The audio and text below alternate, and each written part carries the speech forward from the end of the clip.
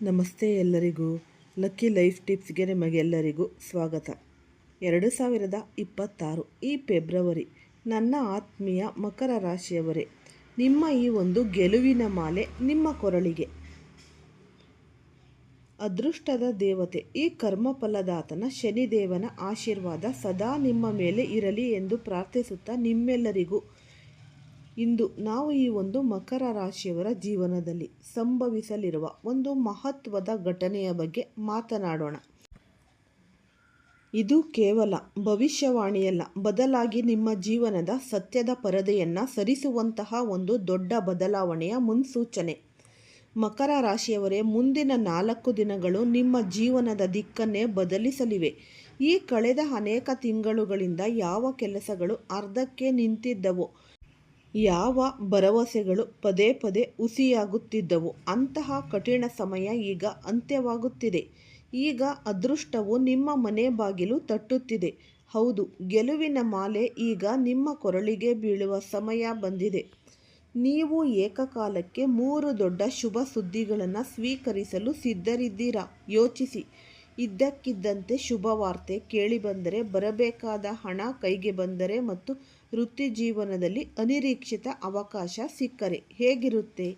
ಇದೆಲ್ಲವೂ ಈಗ ಸಾಧ್ಯವಾಗಲಿದೆ, ಏಕೆಂದರೆ ಗ್ರಹಗಳ ಚಲನೆಯು ನಿಮ್ಮ ಈ ರಾಶಿಯವರಿಗೆ ಅದ್ಭುತವಾದ ಸಮಯ ಬರಲಿದೆ ಎಂದು ಸ್ಪಷ್ಟವಾಗಿ ಹೇಳಬಹುದು. ಈ 4 ದಿನಗಳಲ್ಲಿ ನಿಮಗೆ ಅಂತಹ ಕೆಲವು ಸಂಕೇತಗಳು ಸಿಗುತ್ತೆ. ಅವು ಆರಂಭದಲ್ಲಿ ಚಿಕ್ಕದಾಗಿ ಕಂಡರೂ ಭವಿಷ್ಯದಲ್ಲಿ ದೊಡ್ಡ ಲಾಭವನ್ನು ತಂದುಕೊಡುತ್ತೆ. ಹಳೆಯ ಸಂಪರ್ಕವೊಂದು ಮತ್ತೆ ಜೀವನ ಪಡೆಯಬಹುದು, ಅಥವಾ ಕುಟುಂಬಕ್ಕೆ ಸಂಬಂಧಿಸಿದ ಹಳೆಯ ಆತಂಕವೊಂದು ದೂರವಾಗಬಹುದು. ಆದರೆ ನೆನಪಿಡಿ, ಈ ಬದಲಾವಣೆಯು ನೀವು ಸರಿಯಾದ ಹೆಜ್ಜೆ ಇಟ್ಟಾಗ ಮಾತ್ರ ಕಾರ್ಯರೂಪಕ್ಕೆ ಬರೋದು. ಈ ಸಮಯದಲ್ಲಿ ನಿಮ್ಮ ಆತ್ಮವಿಶ್ವಾಸವೇ ನಿಮ್ಮ ಅತಿ ದೊಡ್ಡ ಶಕ್ತಿ. ಯಾರು ಭಯಪಟ್ಟು ಹಿಂದೆ ಸರಿಯುತ್ತಾರೋ ಅವರು ಅವಕಾಶವನ್ನು ಕಳೆದುಕೊಳ್ತಾರೆ. ಆದರೆ ಯಾರು ಧೈರ್ಯದಿಂದ ಮುನ್ನುಗ್ಗುತ್ತಾರೋ ಅವರಿಗೆ ಗೆಲುವು ನಿಶ್ಚಿತ. ಆದ್ದರಿಂದ ಈ ಲೇಖನವನ್ನು ಕೊನೆಯವರೆಗೂ ಗಮನವಿಟ್ಟು ಕೇಳಿ. ಈ ವಿಡಿಯೋವನ್ನು ಫಸ್ಟಿಂದ ಹಿಡಿದು ಕೊನೆ ತನಕ ಸ್ಕಿಪ್ ಮಾಡ್ದಲೇ ನೋಡಿದ್ರೆ ತುಂಬಾ ಉಪಯುಕ್ತವಾದ ಮಾಹಿತಿ ನಿಮಗೆ ಲಭಿಸುತ್ತೆ. ಈ ವಿಡಿಯೋ ಇಷ್ಟ ಆಗಿದ್ದಲ್ಲಿ ಪುಟ್ಟದೊಂದು ಲೈಕ್ ಕೊಡೋದನ್ನು ಮರಿಬೇಡಿ. ಈ ರಾಶಿಯವರು ಯಾರೆಲ್ಲ ಇದ್ದೀರಾ ಅವರು ಹೆಚ್ಚಾಗಿ ಈ ವಿಡಿಯೋವನ್ನು ಶೇರ್ ಮಾಡಿ. ಓಂ ಶ್ರೀ ಶನೇಶ್ವರಾಯ ನಮಃ ಅಂತ ಕಮೆಂಟ್ ಬಾಕ್ಸ್ನಲ್ಲಿ ಕಮೆಂಟನ್ನು ಹಾಕಿ. ಇಲ್ಲಾಂದರೆ ನಿಮ್ಮ ಮನೆ ದೇವರು, ನಿಮ್ಮ ಕುಲದೇವರ ಹೆಸರನ್ನು ಈ ಕಮೆಂಟ್ ಬಾಕ್ಸ್ನಲ್ಲಿ ಹಾಕಿ. ಇದು ಕೇವಲ ಸಾಮಾನ್ಯ ಸಮಯವಲ್ಲ, ಬದಲಾಗಿ ವಿಧಿಯು ನಿಮಗಾಗಿ ಹೊಸ ಹಾದಿಯನ್ನು ಸೃಷ್ಟಿಸುತ್ತಿರುವ ಸಂದರ್ಭ.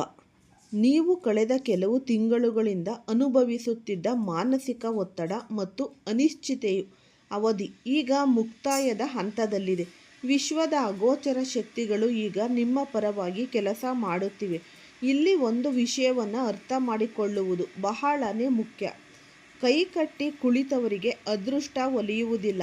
ಯಾರು ವಿಶ್ವ ನೀಡುವ ಸಂಕೇತಗಳನ್ನು ಗುರುತಿಸಿ ಸಮಯೋಚಿತವಾಗಿ ಸಾಹಸ ಮಾಡ್ತಾರೋ ಅವರಿಗೆ ಮಾತ್ರ ವಿಧಿ ಸಹಾಯ ಮಾಡುತ್ತೆ. ನಿಮ್ಮ ಜೀವನದಲ್ಲಿ ಬಂದಿದ್ದ ಈ ಸ್ಥಗಿತತೆ ಈಗ ವೇಗವನ್ನು ಪಡೆಯಲಿದೆ. ವೃತ್ತಿ ಮತ್ತು ವ್ಯವಹಾರದ ದೃಷ್ಟಿಯಿಂದ ಈ 4 ದಿನಗಳು ನಿಮ್ಮ ಜೀವನದ ಒಂದು ಮಹತ್ವದ ತಿರುವು, ಈ ಟರ್ನಿಂಗ್ ಪಾಯಿಂಟ್ ಅಂತಲೇ ಅನ್ನಬಹುದು. ನೀವು ಬಹಳ ದಿನಗಳಿಂದ ಈ ಬಡ್ತಿಗಾಗಿ ಕಾಯುತ್ತಿದ್ದರೆ, ಅಥವಾ ನಿಮ್ಮ ಪ್ರತಿಭೆಗೆ ತಕ್ಕ ಈ ಹೊಸ ಉದ್ಯೋಗವನ್ನು ಹುಡುಕುತ್ತಿದ್ದರೆ ಆ ಸಮಯ ಈಗ ಬಂದಿದೆ. ಕೆಲಸದ ಕ್ಷೇತ್ರದಲ್ಲಿ ನಿಮ್ಮ ಗೌರವ ಮತ್ತು ಪ್ರತಿಷ್ಠೆ ಹೆಚ್ಚಾಗಲಿದೆ. ನೀವು ಕೈಬಿಟ್ಟಿದ್ದ ಅಥವಾ ಈ ಮೂಲೆಗೆ ಸೇರಿದ ಹಳೆಯ ಯೋಜನೆಯೊಂದು ಮತ್ತೆ ಆರಂಭವಾಗಬಹುದು ಮತ್ತು ಅದರ ಒಂದು ನೇತೃತ್ವ ವಹಿಸುವ ಅವಕಾಶ ನಿಮಗೆ ಸಿಗಬಹುದು. ಈ ವ್ಯಾಪಾರಿಗಳಿಗೆ ಇದು ದೊಡ್ಡ ವ್ಯವಹಾರ ಅಥವಾ ಈ ಒಂದು ಹೊಸ ಮಾರುಕಟ್ಟೆಗೆ ಪ್ರವೇಶಿಸಲು ಅತ್ಯುತ್ತಮ ಸಮಯ. ನಿಮ್ಮ ಮಾತಿನ ಶೈಲಿ ಈಗ ಎಷ್ಟು ಪ್ರಭಾವಶಾಲಿಯಾಗಿರುತ್ತದೆ ಅಂದರೆ, ನಿಮ್ಮ ವಿರೋಧಿಗಳು ಕೂಡ ನಿಮ್ಮ ಮಾತಿಗೆ ಮರುಳಾಗಿ ನಿಮ್ಮನ್ನು ಬೆಂಬಲಿಸಲು ಪ್ರಾರಂಭಿಸುತ್ತಾರೆ. ಹೂಡಿಕೆ ಮಾಡುವ ಆಲೋಚನೆ ಇದ್ದರೆ ಮುಂದಿನ ದಿನಗಳಲ್ಲಿ ಸಿಗುವ ಪ್ರಸ್ತಾಪಗಳು ಭವಿಷ್ಯದಲ್ಲಿ ಈ ಮಲ್ಟಿಪಲ್ ಲಾಭವನ್ನು ತಂದುಕೊಡುತ್ತೆ. ಆರ್ಥಿಕ ಪರಿಸ್ಥಿತಿಯ ಬಗ್ಗೆ ನಾವು ನೋಡೋದಾದರೆ, ಈ ಸಮಯ ವರದಾನಕ್ಕಿಂತ ಕಡಿಮೆಯೇನಲ್ಲ. ಬರಬೇಕಾದ ಹಣ ಸಿಗದೇ ಇರುವುದು ಮಾನಸಿಕ ಒತ್ತಡಕ್ಕೆ ದೊಡ್ಡ ಕಾರಣವಾಗಿರುತ್ತೆ. ಆದರೆ ಈಗ ನಿಮ್ಮ ಸಿಕ್ಕಿಬಿದ್ದ ಹಣ ಮರಳಿ ಬರುವ ಬಲವಾದ ಯೋಗವಿದೆ. ಅದು ಯಾರಿಗೋ ನೀಡಿದ ಈ ಸಾಲವಿರಲಿ, ಹಳೆಯ ಹೂಡಿಕೆಯ ಲಾಭವಿರಲಿ ಅಥವಾ ಪಿತ್ರಾರ್ಜಿತ ಆಸ್ತಿಗೆ ಸಂಬಂಧಿಸಿದ ವಿಷಯವಿರಲಿ, ಎಲ್ಲವೂ ನಿಮ್ಮ ಪರವಾಗಿ ಬಗೆಹರಿಯಲಿದೆ. ಶುಕ್ರ ಮತ್ತು ಗುರುಗ್ರಹಗಳ ಅನುಕೂಲಕರ ಸ್ಥಿತಿಯು ನಿಮ್ಮ ಧನಭಾವವನ್ನು ಸಕ್ರಿಯಗೊಳಿಸುತ್ತಿದೆ. ಇದರ ಜೊತೆಗೆ ಆದಾಯದ ಹೊಸ ಮೂಲಗಳು ಸೃಷ್ಟಿಯಾಗಲಿವೆ. ಆದರೆ ನೆನಪಿಡಿ, ಹಣ ಬಂದಾಗ ಜವಾಬ್ದಾರಿಯೂ ಹೆಚ್ಚಾಗುತ್ತೆ. ಈ ಸಮಯದಲ್ಲಿ ಬರುವ ಹಣವನ್ನು ಸರಿಯಾಗಿ ನಿರ್ವಹಿಸಿದರೆ ನಿಮ್ಮ ಮುಂದಿನ ಅನೇಕ ವರ್ಷಗಳ ಭವಿಷ್ಯ ಸುಭದ್ರವಾಗುತ್ತೆ. ಹಳೆಯ ಸಾಲಗಳಿಂದ ಮುಕ್ತಿ ಪಡೆಯಲು ಇದು ಸಕಾಲ. ಜೀವನದ ಓಟದಲ್ಲಿ ನಾವು ಅನೇಕ ಬಾರಿ ಕುಟುಂಬ ಮತ್ತು ಸಂಬಂಧಗಳನ್ನು ನಿರ್ಲಕ್ಷಿಸುತ್ತೇವೆ. ಆದರೆ ಈ ವಿಶೇಷ ದಿನಗಳಲ್ಲಿ ನಿಮ್ಮ ಒಂದು ಕೌಟುಂಬಿಕ ಜೀವನದಲ್ಲಿ ಹೊಸ ಸಿಹಿ ಮತ್ತು ಸಾಮರಸ್ಯ ಕಂಡುಬರುತ್ತೆ. ಕುಟುಂಬದ ಸದಸ್ಯರ ನಡುವೆ ಏನಾದರೂ ಭಿನ್ನಾಭಿಪ್ರಾಯ ಅಥವಾ ಈ ತಪ್ಪು ತಿಳುವಳಿಕೆಗಳು ಇದ್ದರೆ ಅವು ಈಗ ದೂರವಾಗುತ್ತೆ. ಗ್ರಹಗಳ ಸಂಚಾರ ನಿಮ್ಮ 4ನೇ ಮತ್ತು 7ನೇ ಮನೆಯ ಮೇಲೆ ಪ್ರಭಾವ ಬೀರುವುದರಿಂದ ಸಂಬಂಧಗಳಲ್ಲಿ ಪ್ರೀತಿ ಹೆಚ್ಚಾಗುತ್ತೆ. ಈ ಮನೆಯ ಹಿರಿಯರಿಂದ ನಿಮಗೆ ಮಹತ್ವದ ಸಲಹೆ ಅಥವಾ ಆಶೀರ್ವಾದ ಸಿಗಲಿದ್ದು ಅದು ನಿಮ್ಮ ಜೀವನದ ದೊಡ್ಡ ಸಮಸ್ಯೆಯನ್ನು ಪರಿಹರಿಸುತ್ತೆ. ಮಕ್ಕಳ ಕಡೆಯಿಂದ ಶುಭವಾರ್ತೆ ಕೇಳಿಬಂದು ಮನೆಯಲ್ಲಿ ಸಂಭ್ರಮದ ವಾತಾವರಣವಿರುತ್ತೆ. ಜೀವನ ಸಂಗಾತಿಯೊಂದಿಗೆ ನಿಮ್ಮ ಮೊದಲ ಸಂಬಂಧಕ್ಕಿಂತ ಹೆಚ್ಚು ಗಟ್ಟಿಯಾಗಲಿದೆ. ಅವಿವಾಹಿತರಿಗೆ ಉತ್ತಮ ಸಂಬಂಧಗಳು ಹುಡುಕಿಕೊಂಡು ಬರುವ ಸಾಧ್ಯತೆ ಅಂತೂ ಹೆಚ್ಚಿದೆ. ಈ 4 ದಿನಗಳ ಮಾಂತ್ರಿಕ ಶಕ್ತಿಯು ನಿಮ್ಮ ಮೇಲೆ ಕೆಲಸ ಮಾಡಬೇಕಾದ್ರೆ ನೀವು ನಿಮ್ಮೊಳಗಿನ ಆತ್ಮವಿಶ್ವಾಸವನ್ನು ಜಾಗೃತಗೊಳಿಸಬೇಕು. ಹಳೆಯ ಸೋಲುಗಳ ಹೊರೆ ಹೊತ್ತು ಮುಂದೆ ಸಾಗಬೇಡಿ. ಬ್ರಹ್ಮಾಂಡವು ನಿಮಗೆ ಸಂಕೇತ ನೀಡುತ್ತಿದೆ. ಈಗ ಹಿಂದೆ ತಿರುಗಿ ನೋಡುವ ಸಮಯವಲ್ಲ. ಮಕರ ರಾಶಿಯವರಲ್ಲಿ ಜನ್ಮಜಾತ ನಾಯಕತ್ವದ ಗುಣವಿದೆ. ಆದರೆ ಕೆಲವು ಸಂಬಂಧಗಳಲ್ಲಿ ಆ ಶಕ್ತಿ ಅಡಗಿ ಹೋಗಿರುತ್ತೆ. ಈಗ ಆ ಶಕ್ತಿಯನ್ನು ಹೊರಹಾಕುವ ಸಮಯ. ಗೆಲುವಿನ ಮಾಲೆ ಕೇವಲ ಮೈದಾನಕ್ಕಿಳಿದು ಹೋರಾಡುವವರಿಗೆ ಮಾತ್ರ ಲಭಿಸುತ್ತೆ. ನಕಾರಾತ್ಮಕ ಆಲೋಚನೆಗಳಿಂದ ಮತ್ತು ನಿಮ್ಮ ಶಕ್ತಿಯನ್ನು ಕುಂದಿಸುವ ಜನರಿಂದ ದೂರವಿರಿ. ನೀವು ಮಹತ್ತರವಾದ ಸಾಧನೆ ಮಾಡಲು ಹುಟ್ಟಿದ್ದೀರಿ ಎಂಬ ನಂಬಿಕೆ ನಿಮ್ಮಲ್ಲಿರಲಿ.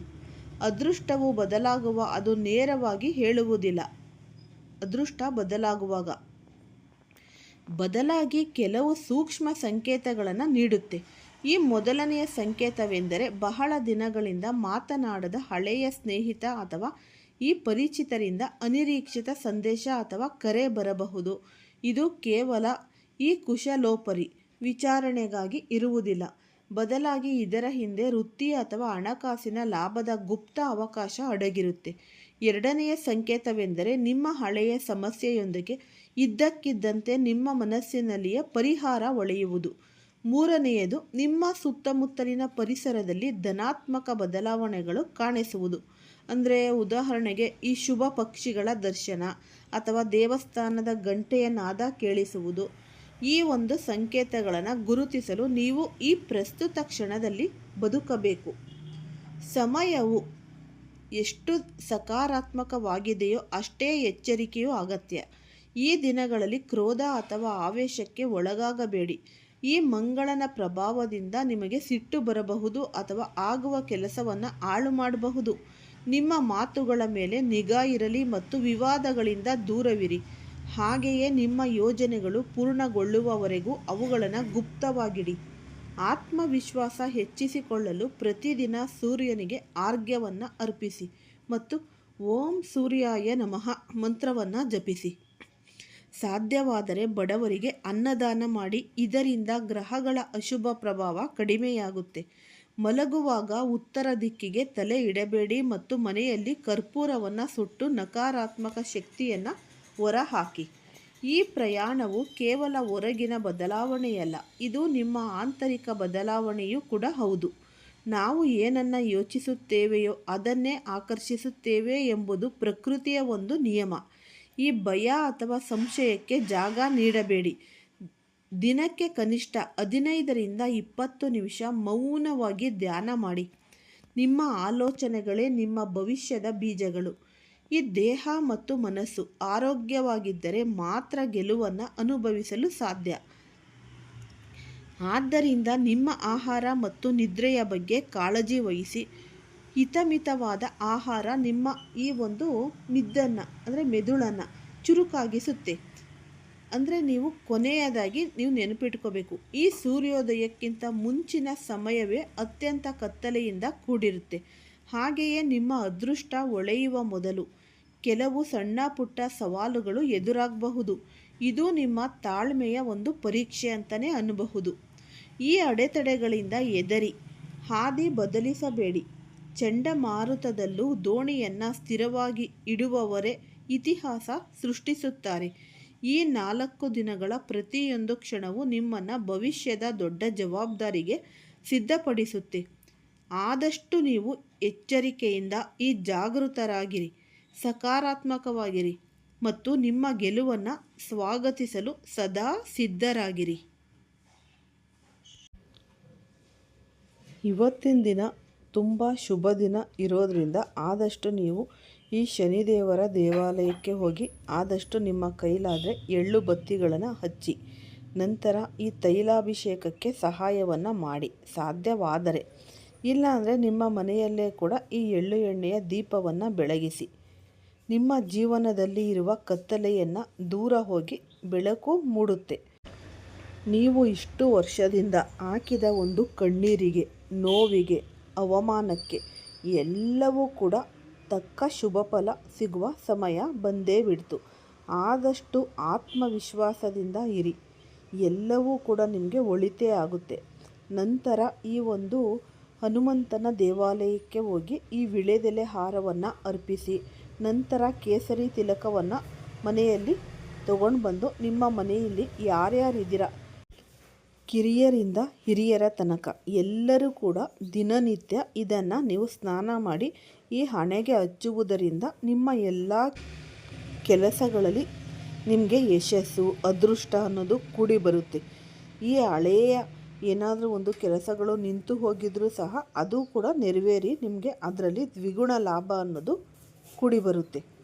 ಈ ಮಕ್ಕಳ ವಿದ್ಯಾಭ್ಯಾಸದಲ್ಲಿ ಆಗಿರ್ಬೋದು, ಆರೋಗ್ಯದ ಸಮಸ್ಯೆ ಇರ್ಬೋದು, ಯಾವುದೇ ಒಂದು ಸಮಸ್ಯೆ ಇದ್ದರೂ ಈ ಒಂದು ಕೇಸರಿ ತಿಲಕವನ್ನು ಹಚ್ಚುವುದರಿಂದ ಎಲ್ಲ ಶಾಶ್ವತವಾಗಿ ನಿಮಗೆ ತೊರೆದು ಹೋಗುತ್ತೆ. ನಂತರ ಆದಷ್ಟು ಬಡಬಗ್ಗರಿಗೆ ಅನ್ನದಾನವನ್ನು, ಈ ಬಟ್ಟೆ ದಾನವನ್ನು ಮಾಡಿ, ಪ್ರಾಣಿ ಪಕ್ಷಿಗಳಿಗೆ ಆಹಾರ, ಅಕ್ಕಿ ಕಾಳು, ನೀರನ್ನು ಇಡುವುದರಿಂದ ಶನಿದೇವರ ಕೃಪೆಗೆ ಪಾತ್ರರಾಗ್ತೀರ. ಈ ವಿಡಿಯೋ ಇಷ್ಟ ಆಗಿದ್ದಲ್ಲಿ ಲೈಕ್ ಮಾಡಿ, ಶೇರ್ ಮಾಡಿ, ಸಬ್ಸ್ಕ್ರೈಬ್ ಮಾಡಿ. ಎಲ್ಲರಿಗೂ ಧನ್ಯವಾದಗಳು.